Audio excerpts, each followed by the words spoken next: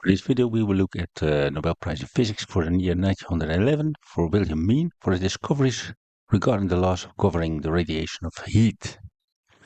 And here you see, if you have a black body and you heat it to a certain temperature, for instance 3500K or 4000K, etc., it will emit light, and you can see here the wavelength. And here you see the energy density. You see that when the temperature rises, the energy density also rises, but you also see that the top will shift to the left. Well, here you see an explanation why Wilhelm Wien got the Nobel Prize. When a completely dark body is heated, it emits visible light and other electromagnetic radiation. The spectrum of the radiation is entirely dependent on the temperature of the body and not on its composition. In 1893, Wilhelm Wien formulated his displacement law, which indicates at which wavelength the radiation is most intense at a certain temperature. We saw it in the graph just a few seconds ago. He subsequently also formulated a law indicating how the radiation spectrum varies as the temperature changes. However, this does not apply to long wavelengths. As in 1900, Max Planck formulated a law that conforms better. This is, of course, not written in 1911, but later. It is coming from the official Nobel Prize site. There's some biographical information summarized with me, also coming from the Nobel Prize site. In 1893, he, this is Wilhelm Wien, of course, announced a law which states that the wavelength changes with the temperature, a law which later became the law of displacement. In 1894, he published a paper on the temperature and the entropy of radiation, in which the terms temperature and entropy were extended to radiation in empty space. In this work, he was led to define an ideal body, which he called the black body, which completely absorbs all radiations. In 1896, he published the formula of Wien, which was the result of work undertaken to find the formula for the composition of the radiation of such a black body. Later it was proved that this formula is valid only for the short waves, but Wien's work enabled Max Planck to resolve the problem of radiation in thermal equilibrium by means of quantum physics. For this work, Wien was awarded the Nobel Prize for Physics in 1911. When Wien moved in 1896 to Aix-la-Chapelle to succeed Léonard, he found a laboratory equipped for the study of electrical discharges in vacuo. In 1897, he began to work on the nature of cathode rays using a very high vacuum tube, which Leonard, it's probably his German window. He confirmed the discovery that Dean Perrin has made 2 years earlier, that cathode rays are composed of rapidly moving negative charged particles, now known as electrons. And then, almost at the same time as Sir J.J. Thomson in Cambridge, but by a different method, he measured the relation of the electric charge on these particles to their mass and found, as Thomson did, that they were about 2,000 times lighter than the atoms of hydrogen. In 1898, Wien studied the canal rays discovered by Goldstein and concluded that they were the positive equivalent of the negatively charged cathode rays. He measured their deviation by magnetic and electric fields and concluded that they are composed of positively charged particles, never heavier than electrons. The method used by Wien resulted some 20 years later in the spectroscopy of masses, which has made possible the precise measurement of the masses of various atoms and the isotopes necessary for the calculation of their energies released by nuclear radiation. In 1900, Wien published a theoretical paper on the possibilities of an electromagnetic basis for the mechanics.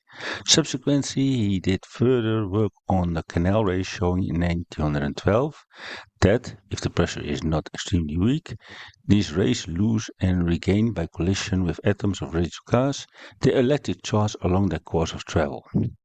In 1919, he published further work on these rays, on the measurement of progressive decrease of their luminosity after they leave the cathode, and from these experiments he deduced what classical physics calls the decay of the luminous vibrations in the atoms, which corresponds in quantum physics to the limited duration of excited states of atoms. Well, this is summary from me, as I said here. If you want to read complete biographical information on Wilhelm Wien, you can follow this link. Here again, you see the same graph as before, but the variety at 3000K, 4000K, and 1500K. You can see that as the temperature rises, more electrical radiation is emitted, and you can also see that the top is moving towards shorter wavelengths, thus higher frequencies. Then the award prize ceremony speech by Dr. Dalton. He should be the word speech here. Okay. Memorized by me again. In particular, since spectrum analysis reached an advanced stage of development as a result of the fundamental work by Bunsen and Kirchhoff, the problem of the laws of heat radiation has guided the attention of physics to an exceptional high degree. The solution of this problem has presented immeasurable difficulties both in the theoretical and experimental respects, and it would hardly seem possible to solve this task without the knowledge of certain laws, which embrace a wide diversity of radiating bodies. One of these is the famous Kirchhoff law of the relation between the ability of substances to emit and to absorb radiation energy. It relates the laws of radiation of all bodies so far as their radiation is dependent on temperature to those laws, which are valid for radiation emitted by a completely black body. The search for the latter laws has therefore been one of the most fundamental problems of radiation theory. These laws have been discovered in the last decades by virtue of the great importance that attached to them, belonging to the major achievement of modern physics. The difficulty in investigating the laws of radiation of black bodies was firstly that no complete body exists in nature. In accordance with Kirchhoff's definition, such a body would reflect no light at all, nor allow light to pass. This difficulty was only removed in 1895 when Wien and Lummer stated the principles according to which a completely black body could be constructed and showed that the radiation which issued from a small hole in a hollow body whose walls have the same temperature behaves in the same manner as the radiation emitted by a completely black body. The principle of this arrangement is based on the views of Kirchhoff and Boltzmann and had already been applied in part by Christiansen in 1884. With the evidence of this apparatus, it now became possible to investigate black body radiation. In this manner, Lemmer, together with Pringsheim and Kugelbaum, succeeded in substantiating the so-called Stefan-Boltzmann law, which indicates the relationship between the quantity of heat radiation by a black body and its temperature. This solved in a highly satisfactory manner one of the major problems of radio theory, that which touches total black body radiation. However, the thermal energy that radiates from a body contains rays of different wavelengths, whose intensities also differ and change with the temperature of the body. It therefore remained to investigate the manner of change in intensity with wavelength and temperature. An important step towards the solution of this question had been taken as early as 1886 by Langley, who with this famous spectrobolometer investigated the distribution of radiation in the spectrum of a number of heat sources of high and low temperature. Inter alia, these classic researches showed that the radiation had a maximum for a certain wavelength and that the maximum shifted in the direction of shorter wavelengths with increasing temperature.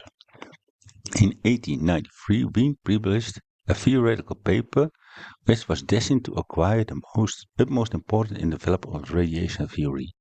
In this paper, he presented the so-called displacement law, which provides a very simple relationship between the wavelengths having the greatest radiation energy and the temperature of the radiation black body. The importance of Wien's displacement law extends in various directions. As we shall see, it provides one of the conditions which are required for the determination of the relationships between energy radiation, wavelengths, and temperature for black body, and thus represents one of the most important laws in the theory of heat radiation. Wien's displacement law has, however, acquired the greatest possible importance in other contexts as well. Lummer and Pringsheim have shown that the radiation of bodies other than black bodies obey the displacement law, with the so different that the constant which forms part of the formulae has a different value. Thus, it became possible to determine the temperature of bodies within fairly narrow limits simply by seeking the wavelengths at which the radiation is greatest. The method has successfully been applied to the determination of the temperature of our light sources, of the Sun and in some of the fixed stars, and has yielded extremely interesting results. The Stephen-Boltzmann law and the Wien displacement law are the most penetrating statements on a secure theoretical foundation that has been discovered with respect to thermal radiations. They do not solve the central problem, that is the question as to the distribution of radiation over the various wavelengths at different blackbody temperatures. We can, however, say that Wien's displacement law provides half the answer to the problem. It is only natural that when Wien, who had contributed so much to the advancement of radiation theory, should have an attempt to find the answer to the last remaining question, also that is that of the distribution of energy in the radiation. In 1894, he indeed deduced a black body radiation law. This law has the virtue that at shorter wavelengths it agrees with the above mentioned experimental investigation by Lummer and Brigham. By a different process from that used by Wien, Rod Rayleigh also succeeded in discovering a law of radiation. By contrast with that discovered by Wien, it agrees with the experiments for long wavelengths. The problem now became to bridge the gap between those two laws, each of which have to be shown to be valid in a specific context. It was Planck who solved this problem, as far as we are aware. His formula provides the long sought after connection link between radiation energy, wavelength, and black body temperature. These remarks show that we now know with considerable accuracy the laws that govern thermal black body radiation, a task that has been undertaken and brought to a certain conclusion. Okay, that was our ceremony speech summarized by me. If you want to read the complete speech, follow this link. Here we see a comparison of the Rayleigh-Jean law with the Wien's law, and you see that they do not completely agree. And later it was, you see also the Planck law, which was in the end the final statement on this subject, of course, as you have heard.